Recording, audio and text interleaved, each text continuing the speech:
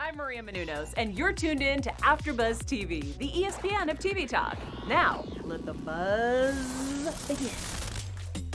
Hey guys, welcome back to the Dance Influence with Dana Alexa. I'm your host, Dana Alexa, and I'm here today with one of my good friends and one of my favorite choreographers, Mikey DellaVella.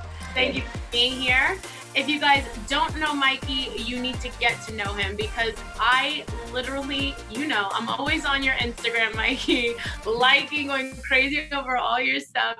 His choreography is controlled, it's clean, it's got killer musicality, and it literally is a style that is uniquely his. It's gaining popularity all over the world. He's teaching classes here in LA, internationally, choreographing for artists. He's a co-choreographer of the world-renowned crew SRank, which appeared on NBC'S World of Dance.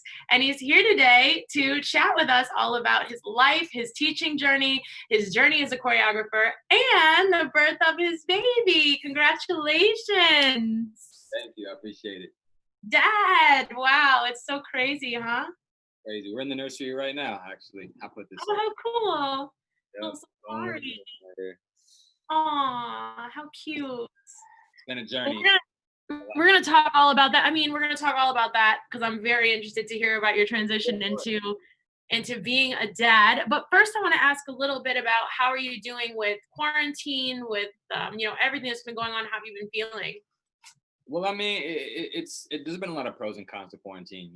As far as being a dad goes, it's actually been kind of helpful because without having to hop on a flight or anything like that, I'm able to put like 100% of my focus on him in this transition, especially with the lady recovering still from surgery and all that stuff. Like I can really like help out and not have to be distracted and be in too many places at once. So it's been good in that sense. Business-wise, of course, is damn near possible. We're trying the online classes and stuff, but with everyone doing the free Instagram classes, it's kind of hard to make money teaching online right now. So it's been kind of hit and miss as far as quarantine goes. I haven't really felt too inspired during quarantine, unfortunately. I feel like I'm the type of choreographer and creator who likes a lot of energy around me. I like to grab my boys, go into the studio and create and just make things happen that way. And when 6 feet and social distancing and stuck in my home, and I try, but it's not really as I second guess myself, natural things like that. So the creative has been a little bit slower the last couple months than I hope that I want it to be. So it definitely has its pros and cons as far as quarantine goes. But learning sign language, which is cool. So trying to be. That's interesting. Yeah. Is there any reason that you're doing that, or just something that you've been interested in? Well, I mean, I've always wanted to learn a second language, and I feel like as a dancer, sign language is probably the easiest because it's choreography.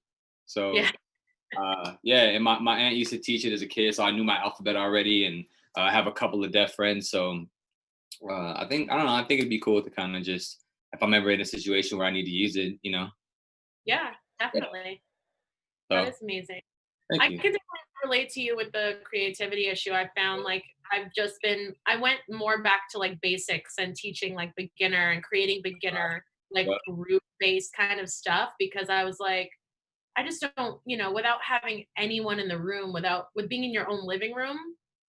It's tough. If I create one advanced piece a month, it's a miracle where I usually do one a week for classes and stuff. So yeah, I've definitely gone back a lot to like basic and tapped into other stuff that I really like to do and started to develop that a little bit. That's good. Yeah. That should be. I mean, it's definitely a strange time. So I hear you have some perspective about like online classes and stuff, and you're feeling like it's getting difficult to get traction as a teacher. So I'm interested in your perspective on that. What is your perspective there? Well, I mean, if you think about it, I mean, you've heard this conversation in the industry a lot where it's like, even though it's Beyonce, don't accept a $200 rate just because you want to work for Beyonce. It's kind of ruining it for the rest of the people in the industry, right? We're supposed to stand together and make sure that we're getting what we deserve and what we earn. I'm starting to feel that way with these online classes because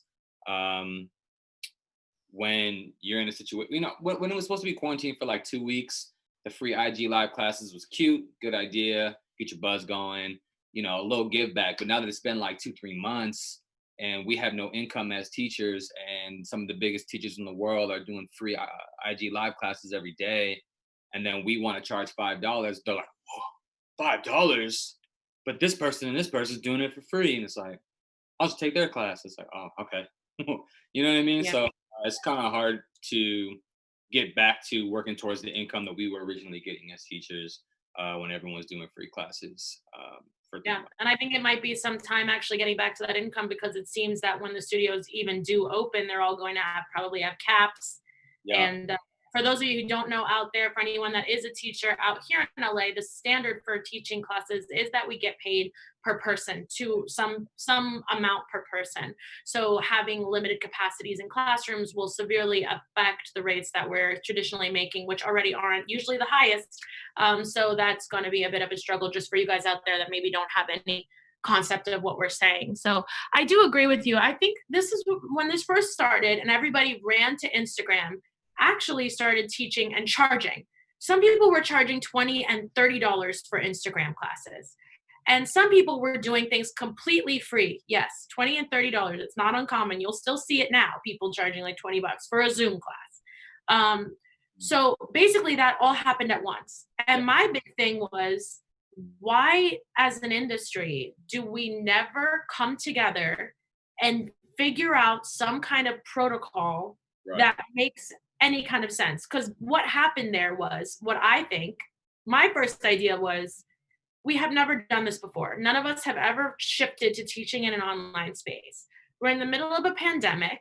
We have really nothing to go off of as far as how long this is going to go on, how effective these classes are. Do these students like it? Some people don't even have the right internet connection. Like, shit's not even well done. Yeah. And people started charging super high rates right out the gate, or like nothing. So it was like very this or that.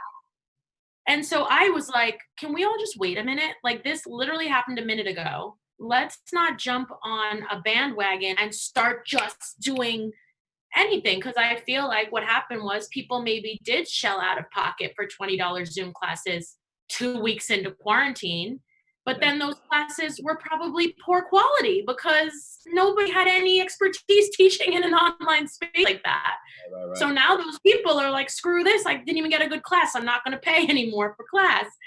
And yes, you're right. Now it's completely oversaturated. It's like literally every day there's 75 classes completely free. So, I think for me, everything should come back to a balance. Like, do a free thing here and there. I'm always about free. I will always provide free content, but there's got to be a line. There's got to be a limit. Or say income. Like, a lot of people There's got to as like, this is a hobby. No, yeah. A side gig, and it's not. No, of course not. It's, especially with no traveling. Because I mean, be real, when we teach in LA, 90% of the time it's to work with the people we want to work with from home, and it's to train ourselves as teachers. But we don't really teach in LA for the income, because we know it's per head and we know it's not great. Traveling the world, when different companies and cities and things, when we travel to teach, especially internationally, that's where our main bread is from. And when we can't do that right now, all we have left teaching wise are these IG classes. So it's not happening. You know what I mean? It needs to be we need to figure out a balance. And that's kind of what I said early on. I was like, what happens when all of the big heavy hitters in the industry start making rash decisions that only work for them? They kind of set a precedent, and everyone is like, what are we supposed to do now? Like, so I just wish that we had a better system of a more community feel, because we just really don't. It's all really every man for himself always, and I'm like, ugh, but we would be so much better off if we had some kind of system. President of dance. Yeah. I mean, not everything's going to work for everybody. Obviously, there's always going to be people that are going to undermine the system and that are going to need to do what they want to do. Yeah. But it would still, I think, just be helpful by and large to have some kind of standard. There really isn't. It's just very much like you get what you get. And I guess it's cool because it does put control in the hands of the people that are out there. Anyone out there that's watching, you can decide. You can decide the quality of the training that you want. You can decide the quality of the teacher that you want. And this is my big thing. I offer free stuff. I always will because I grew up poor and I understand the extenuating circumstances around loving art, but just not having any income to access it. I do believe that's an issue. However, I also feel that if you have any money to invest Mhm. in something that's important to you, making the investment not only in yourself, but in a teacher that you genuinely love Yeah. furthers the industry and furthers what you want to be part of anyway. Because if we kill the industry, then when you come out here, you won't make any money either. And guess what? You're going to go right back home. So, Having you know, investing in yourself and paying a little money for something that you love is important. And it's something you should do if you can. Right. No, I agree. 100%. But yeah, it's definitely a tricky thing. It's interesting to see how it'll shake out. I feel like it could be a few months like this. So I'm interested to see. People are starting to light up a little bit. More people are starting to go outside. Some places are starting to open up. I jumped into the studio yesterday with a couple of boys to shoot a video for an artist's weekend. So some stuff is starting to happen slowly but surely, you know. Yeah, Um, starting to move. So hopefully, yeah. hopefully it comes back soon because I know babies aren't cheap over there, Mikey. Man, that's all. We'll be all right. So to lighten the mood, we usually start with a game. And Danielle, for those of you guys who noticed that Danielle's not here with us today, she had a little bit of a family emergency, but she's perfectly fine. But it overlapped with her ability to be here with us today. So she's not here, but she did send me her questions. We usually play a little game called Would You Rather, Oh no. just to get to know you a little bit and to have some fun. And I'm interested to hear what you're going to say. So I'm going to be the game show host today and see if I can fill Danielle's shoes. So first question. Okay. Would you rather be able to lie, but no one can tell you're lying? Or would you rather to always be able to tell if someone was Oh. lying? Oh damn. Um. Okay. So always be able to get away with a lie, or always can tell if you're lying. Yes. Dang. Well, like, because if you can get really severe with this lie, like if I can lie crazy and you have to believe me no matter what, You could literally say you anything. get a lot out of that. Hmm. And if you could just tell when someone's lying, you just get depressed. So Yeah. I'm gonna go with the always be able to lie and get away with it every time. Yeah. I honestly would agree with you. And I think that's probably like a little morally, like people are out there like, I don't know about that. But, it would be hard to know for sure that somebody was lying and not have anyone else know. It would just be so frustrating. Yeah, I know. And like you gotta like sit there and convince people, and it's like Yeah, that's a that's lot too of work. much. Yeah. And I mean, look, I'm all about like the platform for a purpose. So if you're going to use your lie for good and you're going to do good things, then guess it's okay. I'm gonna go with that one for sure.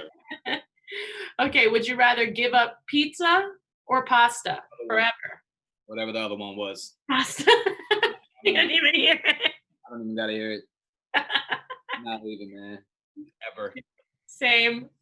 That was an easy one. Danielle. Would you rather never be able to show how you feel or never be able to feel anything? Ouch. He gets in there. These are Danielle, girl, really. Be able to express how I feel or just not feel. What's the difference? One, you're tortured, I guess, because you always have feelings that you can't show. I feel like we can't pick that one. As dancers, how can we not never be able to express our feelings? But then again, how could you dance if you had no feeling? I guess you could just do like a lot of robot stuff really well. True, but also, I mean, I guess in an emotional state, like not feeling, but well, it didn't say you're feeling bad all the time, right? It's Or just you saying have no feelings. like, if you're happy, you can't even express that, but you're sad, you can't express that either. Nothing, no expression, but you could still feel the emotion. You could still be really happy. You just can't show anybody. You gotta be a mute. That's annoying, man. I'd rather just not feel and robot it out. I think I would too. I would be too stressed out, like being in such a good mood, but people not being able to like share that with me. I don't think I would be good with that. Yeah, that's tough, man. I want to hug somebody. even if there's no feeling behind it. Would you rather control fire or water? Water. I watched Avatar: The Last Airbender, so I you knew know, you were going to say something like that for yeah. sure. Look, it's the best animated series in history. I watched the whole series in like 3 days last week after they put it on Netflix. Yeah, water bending would definitely be the route. Yeah, me too, no question. Because if I have a fear of anything, which I don't even call it a fear because it's really not, but like the one thing that I could really do without is drowning. Like, so Oh, like being in open water, like I'm like, rather not drown. You know what I mean? you got full control of it, then you ain't got to worry about it.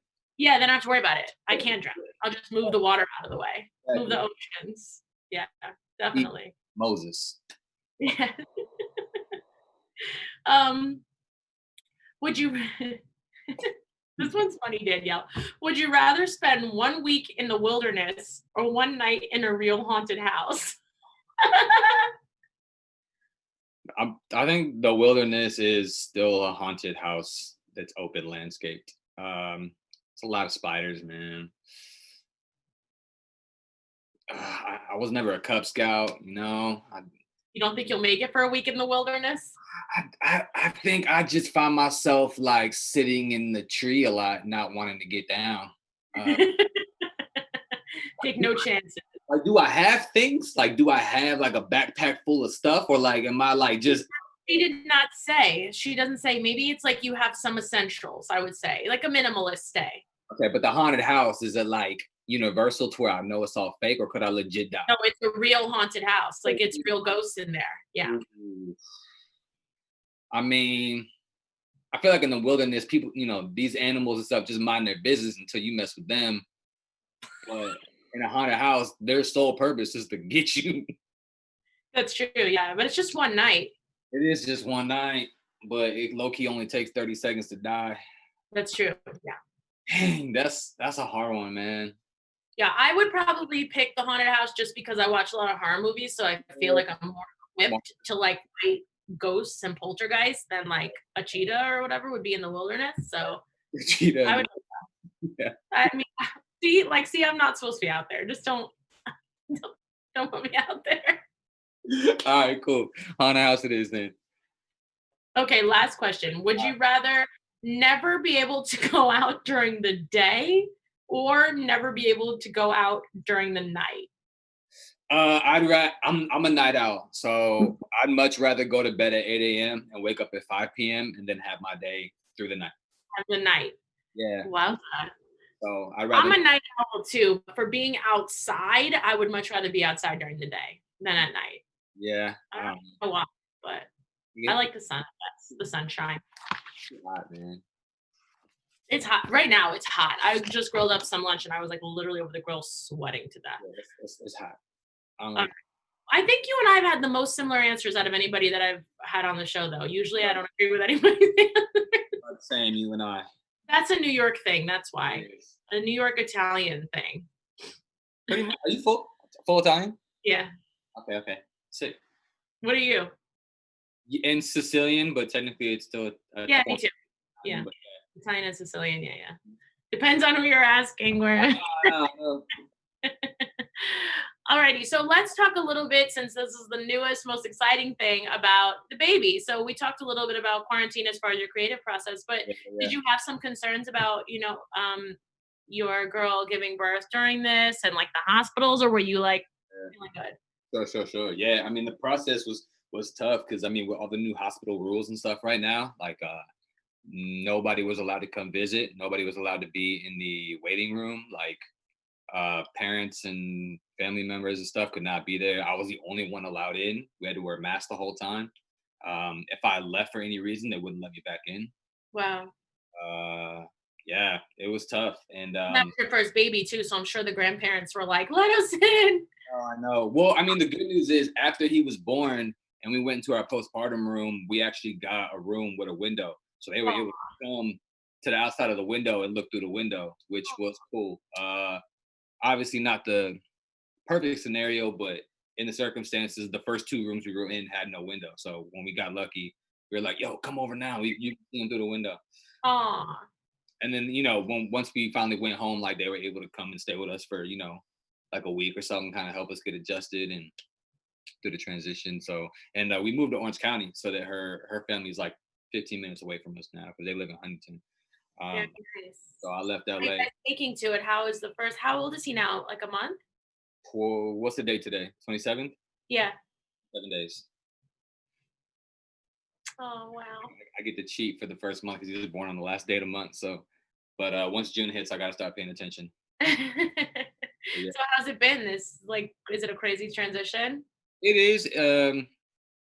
It's different, like this is not something you're used to. Like, in the past, like my whole life, I would hold a baby for 5 minutes and then give him back, and then that's like the extent of my baby care. So, the all day, every day with this kid is definitely, where I said, quarantine is actually helping out because I don't have to be like, oh, can you take him for a while? Because I gotta go do this and I gotta go do that. Like I don't have to do that. So I'm able to actually take the time. He's he's been good, feeding well, sleeping through the night pretty well. He sleeps like 5 hours at a time. So we're getting pretty decent sleep. Every once in a while he screams like a baby goat, and I could deal with baby cries. It's the goat cry where like you hear people cry where like to their last breath where they're like out of breath. They're still trying to like Yeah. yeah. I'm like, dude, relax. And it's like face turning all red, and I don't know. It's not. Relax. I know. I'm like, dude, chill. Like, what do you want, man? You changed your face. Like, what can I do? I feel like your girl Marianne is his fiance now, right? Fiance, yeah.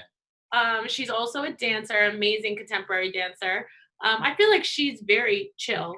Like her vibe seems very calm. So hopefully he's gonna get some of that too. Yeah, I mean, You're also very chill, but like the difference between us, in a crisis, there's me who just gets the New York Italian side of me where I'm like cursing out and I'm like, what's going on? And then there's her side where when something in a crisis, she'd rather just cry. no. So there's that emotion and then there's my emotion. So I wouldn't say it is well balanced in like a calm way, but more like just different negative emotions. And like we're figuring it out. It's all good. I mean, we knew like some of this stuff was gonna happen. No baby is perfect every single day. Some days he's perfect and great, and he wakes up and I burp him and I feed him and I burp him and I lay him down and he's out and I'm like sick. And then sometimes Success. him screaming until he finally falls asleep. Aw. So it's just it's a balance. Every day is probably a new exciting adventure, but it is. I can imagine that it must be nice to. I mean, even the aspect of just the two of you guys being alone for like the delivery and a couple of days in the hospital, it must be nice. I think that's something that no one would even really consider. If you have close family that wants to be there, you would automatically have everybody there with you. So you guys got to share that with your first. Yeah, for sure. Which is nice. It's very sweet. So also now moving on away from your personal life a little bit, I know you are like an active member and a co-choreographer for SRank, right? Yeah. Tell me a little bit about that crew and about your experience on World of Dance. Sure. I mean, didn't World of Dance start last night, season 4? I believe it did, yes. It did, yeah. So that would mean 2 years ago is when we were on the show. We started filming January of 2018.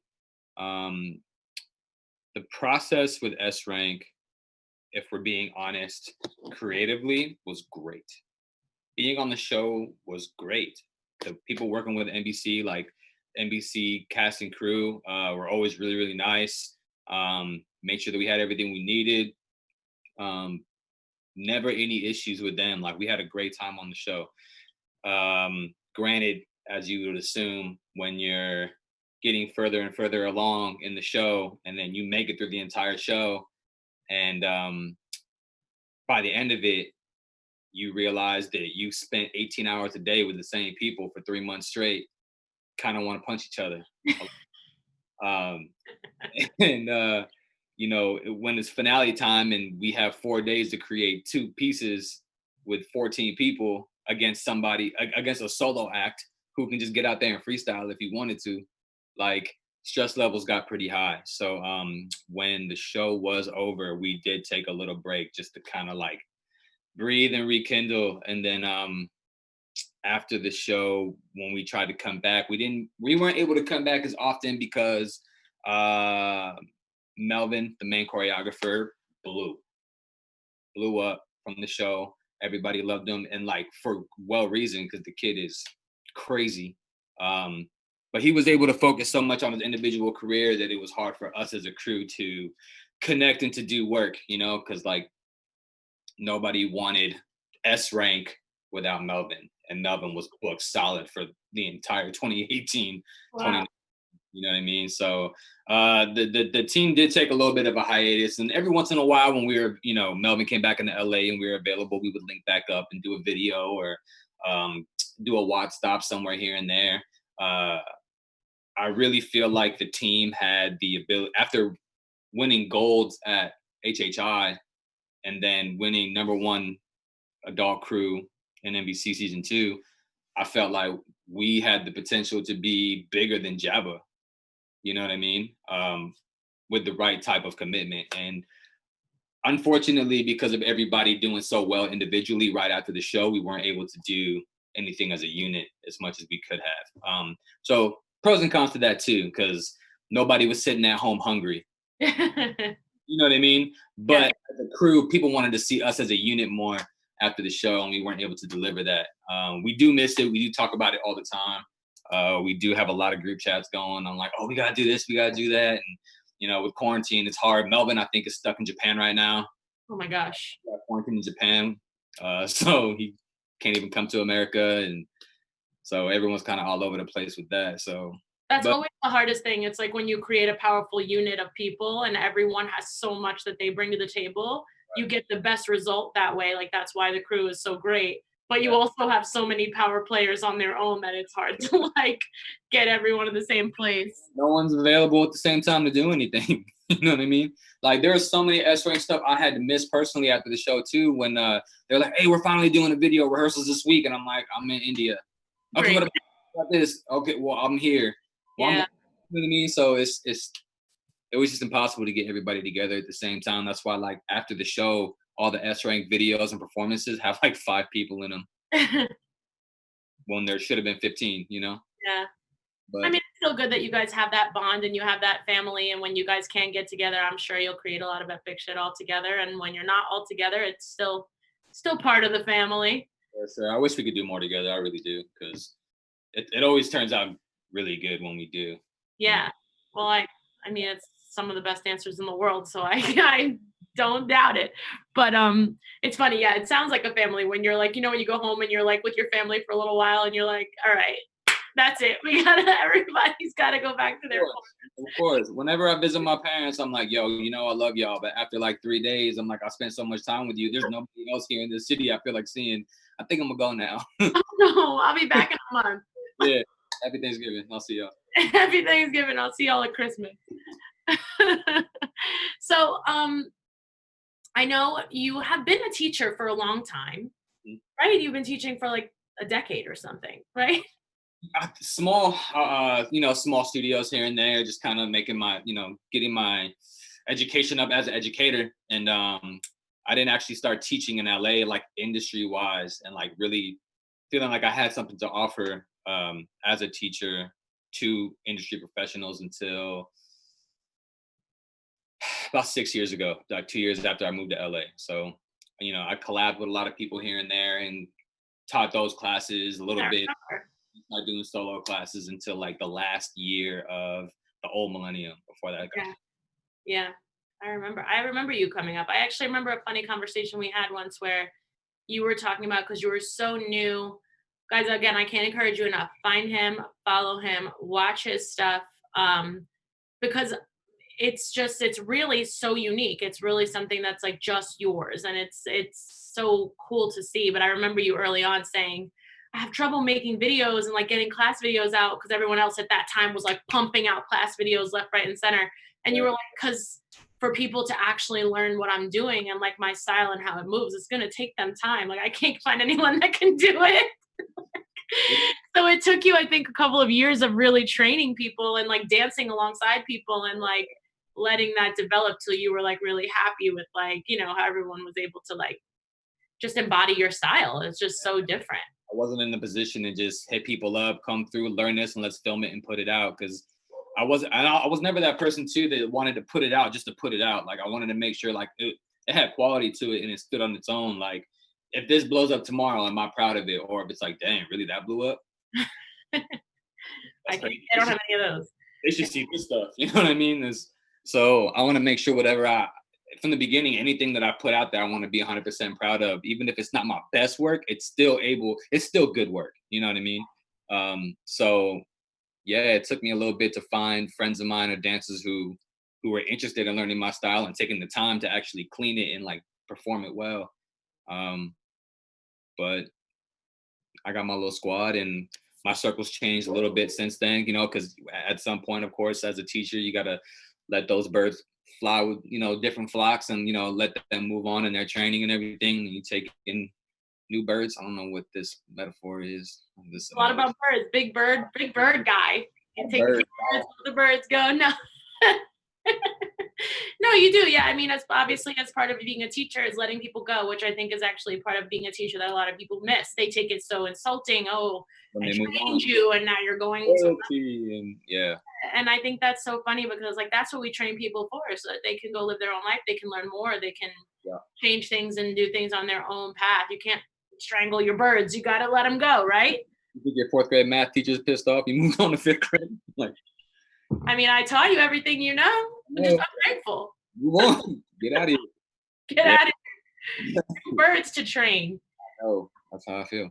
But yeah, so I think that's a great quality in a teacher. And I think it's also really interesting what you said, that it's something that I try to tell people a lot about, having it be good work and having it be work that you feel you put the right amount of effort into it, but not necessarily always holding everything to being the absolute best creative work. Like really finding that balance, because I feel that that's a big struggle for people, like that it's usually one extreme or the other. People either just throw things out, or they, maybe obsess over things a little too long and then maybe kill it that way. You know what I mean? I think it's like a good balance of really wanting things to be quality and not just be, thrown out carelessly, but also not expecting every single thing to be a masterpiece. Yeah, for sure. Because then you're never going to put out much. Yeah.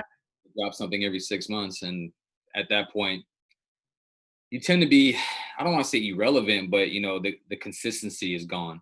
Yeah. And also I feel like sometimes you get the best idea comes from one that came before it. You know what I mean? Like you'll do something that's kind of at the top of your limit and you're like, this isn't exactly what I see, but it's getting there. And it evolves, as you keep growing it and as you keep putting stuff out, it can really evolve. Yeah. And people want to see your growth too. People don't want to, it's inspiring to look back at, videos I put out 4 years ago and videos that I'm putting out now and see the difference. Absolutely. For you and for anyone watching, I'm sure, because it gives people some hope.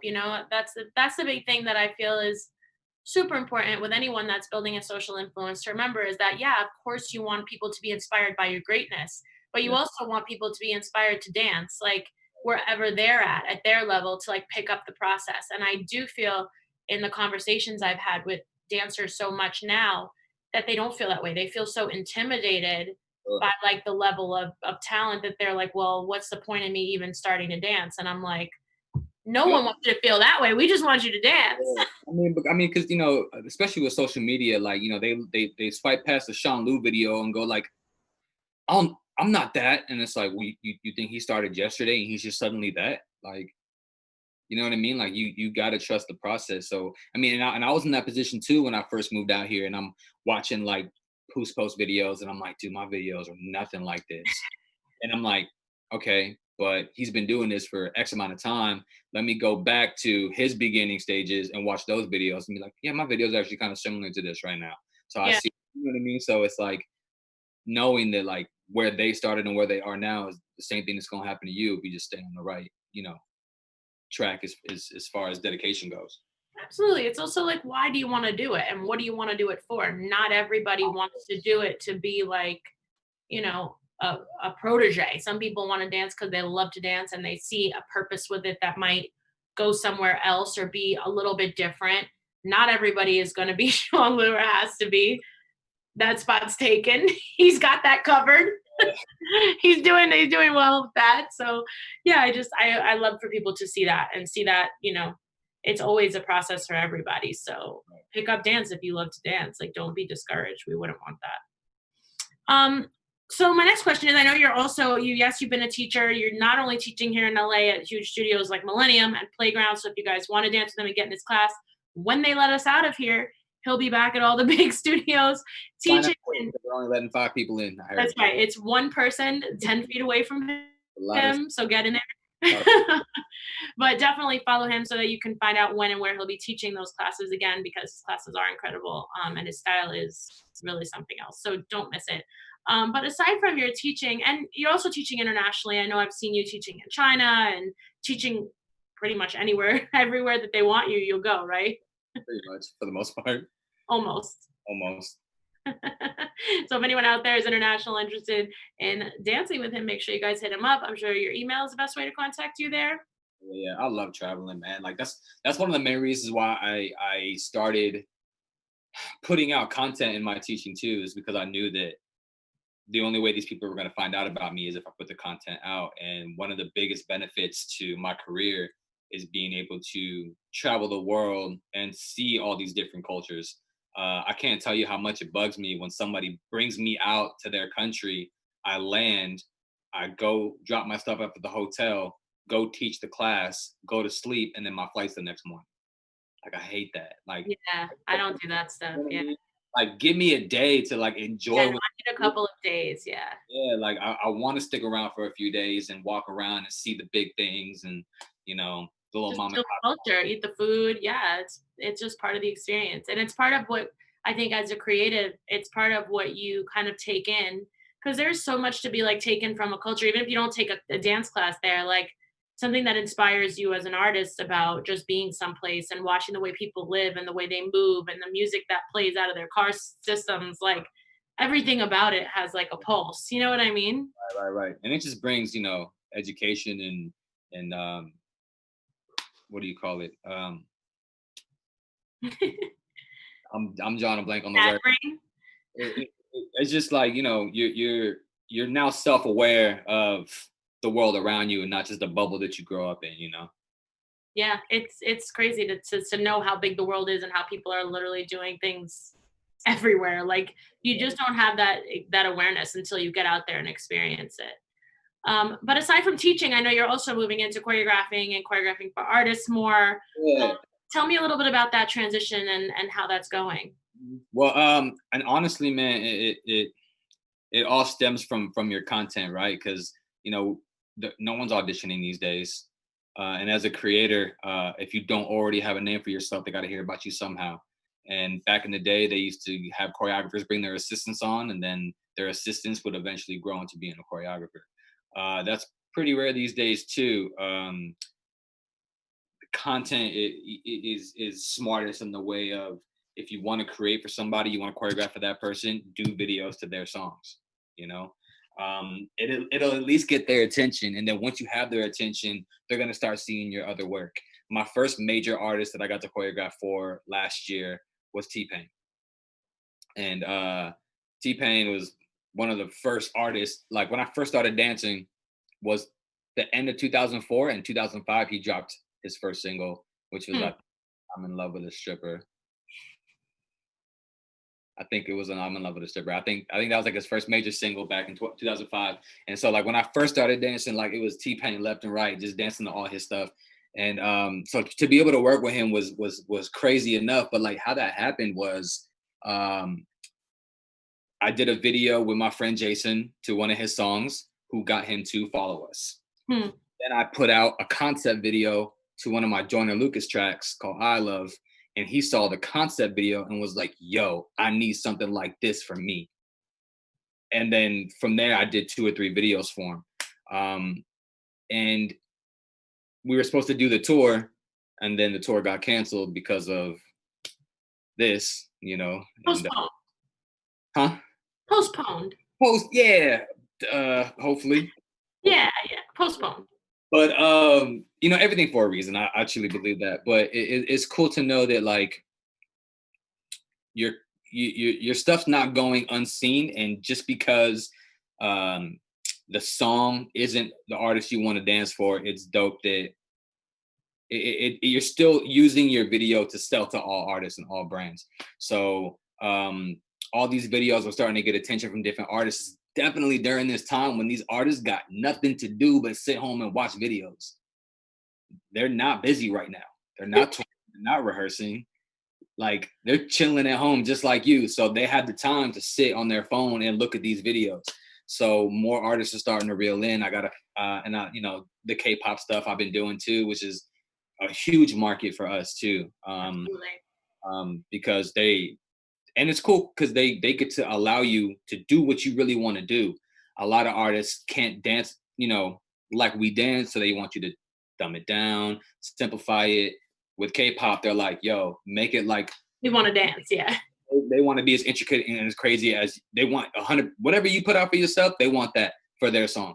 So like, you can really push your, you know, creative envelope with K-pop too. So that's been pretty fun. But I got a couple of artists that hit me up during quarantine that I get to work with right after this. So this needs to let up like quick. But that's amazing. I mean, I think that's something that we always talk about on the show, is just about, you know, what the good thing is. There's pros and cons to everything. I know there's pros and cons to social media and influencers being dancers and all of that. But I do think that as time is going on, and as being a social media influencer and a dancer is becoming something that is been around longer, that the quality actually is starting to go up. I think that maybe at the beginning it was harder for everyone to like get their following or get attention of everyone. And so there was a lot of back and forth about like, who are the people that are dancers online? Like, they're not really dancers. But I think over time that's really changing, that now we're seeing that quality choreographers with the consistency of posting things and posting to artists are getting traction online, not only in the number of followers that they're seeing, but in their ability to book work and control their own career and reach artists by putting out a creative vision that resonates to an artist. Like, you know what I mean? And I think that that's just such a cool thing to see that evolution and that standard continuing to raise and continuing to change. And, you know, seeing people like you book work through being an influencer, when I don't think that you were on necessarily the first wave of being an influencer when it started, like you said. That's just a cool thing. And I think that that's something that everyone out there should keep in mind, that if you feel like you're behind or you feel like you're whatever, don't focus on that. Focus on, like he's saying, putting out stuff that really resonates with you, that you feel really reflects you, that you feel like you really put a lot of hard work and heart into, and then just trust it to reach who it needs to reach. And, you know, that's the great thing about social media. But thank you so much for being here today, Mikey. Yeah, thanks for having me. To talk to you, and I'm so happy for you. Congratulations to you and Marianne, the baby. He's so cute. Guys, if you like this show, please remember to like and comment and subscribe. We're always in the comment section commenting back to you guys. So we appreciate you being here with us on the Dance Influence every Wednesday at 2:00. We'll be back next week with a brand new show. In the meantime, go over and follow Mikey. Where can they find you, babe? Instagram at Mikey DellaVella, or I guess TikTok now at MDellaVella. That's TikTok. And YouTube, just search we'll take TikTok back. I can see it already happening. We'll take it back. Yeah. Dancers starting to, real dancers. We slid in there, guys. We slid in there. We there. They don't like it, but we there. And you guys can follow me on Instagram at DanaAlexa_. Same for TikTok, DanaAlexa_. And also, if you guys do want to sign up for my community on Patreon, it's a membership community. It's got dance classes, fitness classes, mental mastery courses, all kinds of stuff, advice about how to break into the industry. So if you guys like that, head over to patreon.com/DanaAlexa to join the family. We'll be back next week. Love you, Mikey. Thank you so much. You too, girl. Good to see you. See y'all real soon. Our founder, Kevin Undergaro, and me, Maria Menounos, would like to thank you for tuning in to AfterBuzz TV. Remember, we're not just the first, we're the biggest in the world, and we're the only destination for all your favorite TV shows. Whatever you crave, we've got it. So go to AfterBuzzTV.com and check out our lineup. Buzz you later. The views expressed herein are those of the hosts only and do not necessarily reflect the views of AfterBuzz TV or its owners or principals.